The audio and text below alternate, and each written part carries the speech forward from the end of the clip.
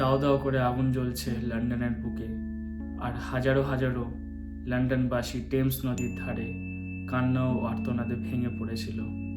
আর সেই আগুনের লেলিহান শিখা এতটাই ভয়ানক ছিল, যা স্মৃতি মনে করলে আজও অনেকের বুকটা কেঁপে ওঠে। আর সেখান থেকেই সূত্রপাত হয় আজকের বিগ বেনের। তো নমস্কার, আমি ঋত্বিক ঘোষ। আজকে আমি আসলাম বিগ বেনের ইতিহাস নিয়ে।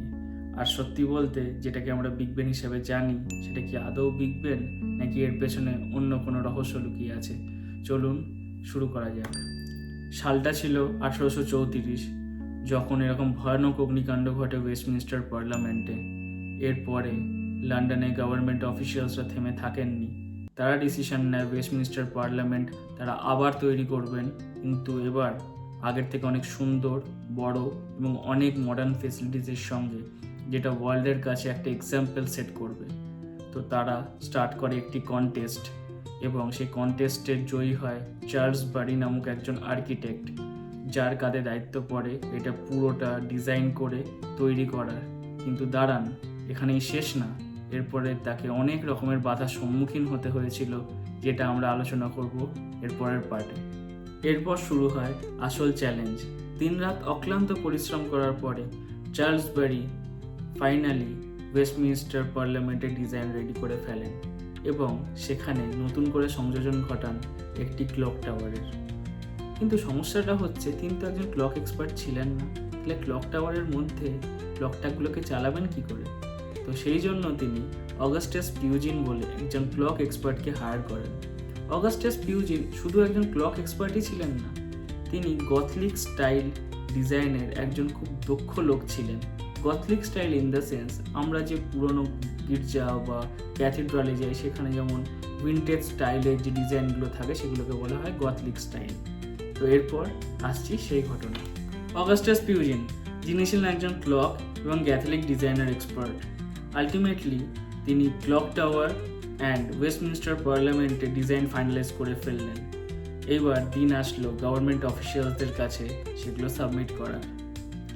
আলটিমেটলি সেই দিন যখন আসলো গভর্নমেন্টের কাছে, তিনি যথারীতি সেই ডিজাইনগুলো সাবমিট করলেন। গভর্নমেন্ট অফিসিয়ালসদের সব কিছুই পছন্দ হলো, কিন্তু সমস্যাটা হচ্ছে তারা চাইতো একটু অন্য কিছু, এমন একটা ক্লক যেটা একদম ওয়ার্ল্ডের ওয়ান অফ দ্য ফাইনেস্ট আর পারফেক্ট ক্লক হবে। যে কোনো পরিস্থিতিতেই সেই ক্লক কখনো ভুল সময় দেবে না, যাই হয়ে যাক না কেন। তারা এমন একটা ক্লক চাইলো যার ঘন্টা, মিনিট, প্রত্যেকটা সেকেন্ড একদম পারফেক্ট হবে। কিন্তু এই অগাস্টাস পিউজিনের এই ক্লক টাওয়ারের বা সেই মেকানিজমের মধ্যে সেই ব্যাপারটা ছিল না। আলটিমেটলি তারা সে প্রজেক্টটাকে হোল্ড করে দেয়, এবং খোঁজা শুরু হয় এমন কোনো লোকের যে এরকম একটা ক্লক বানাতে পারবে, যে ক্লকটা ওয়ার্ল্ডের মধ্যে সব থেকে পারফেক্ট ক্লক হবে, যার সময় কখনো ভুল হবে না, যে কোনো পরিস্থিতিতেই যেমনই সিচুয়েশন হোক না কেন। অবশেষে গভর্নমেন্ট অফিসিয়ালসরা সেরকম সক্ষম ব্যক্তি খুঁজে পেতে সক্ষম হলেন, scientist George and lawyer Edmund. এরপর শুরু হলো তাদের কাজ। দিনরাত অক্লান্ত পরিশ্রমের পরে, হাজারো হাজারো ফেলিয়ার্সের পরে আলটিমেটলি তারা এমন একটা ঘড়ি বানাতে সক্ষম হলেন, যেই ঘড়ির সময় কখনো ভুল হতে পারে না। সেই ঘড়ির মেকানিজম এতটাই স্ট্রং ছিল, যে কোনো রকম প্রাকৃতিক দুর্যোগেও সেই ঘড়ির মেকানিজমকে টলানো সম্ভব ছিল না। ওয়ার্ল্ডের 1 নম্বর ঘড়ি, যেটার টাইম সবসময় পারফেক্ট থাকবে।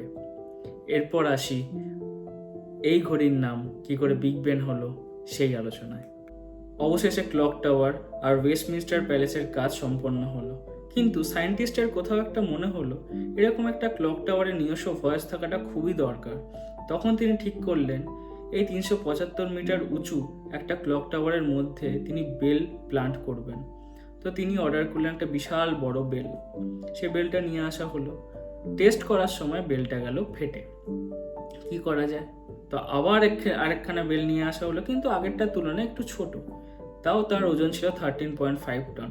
সেটাকে টেস্ট করা হলো, সেই টেস্ট হলো সাকসেসফুল।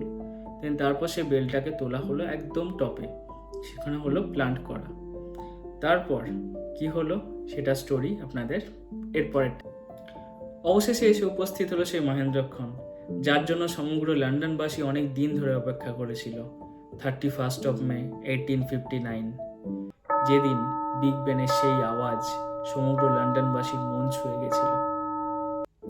এক মিনিট, আপনারা কি ভাবছেন এই ক্লক টাওয়ারের নাম বিগ বেন? তাহলে কিন্তু আপনারা ভুল ভাবছেন। আসলে এই ক্লক টাওয়ারের নাম বিগ বেন না, বিগ বেন হচ্ছে ক্লক টাওয়ারের ভেতরে যে বেলটা লাগানো আছে তার নাম। আসলে এর নাম বিগ বেন কেন হলো, এই নিয়ে অনেকের অনেক রকম মতামত আছে। কেউ বলে সেই সময় একজন বক্সার ছিলেন যার নাম অনুসারে এই বেলের নাম হয়েছে বিগ বেন। আবার কেউ বলে যার দোকান থেকে এই বেলটা কিনে নিয়ে আসা হয়েছে সে খুব লম্বা চওড়া একজন লোক ছিলেন, তার নাম দিয়ে এই বেলের নাম রাখা হয়েছে বিগ বেন।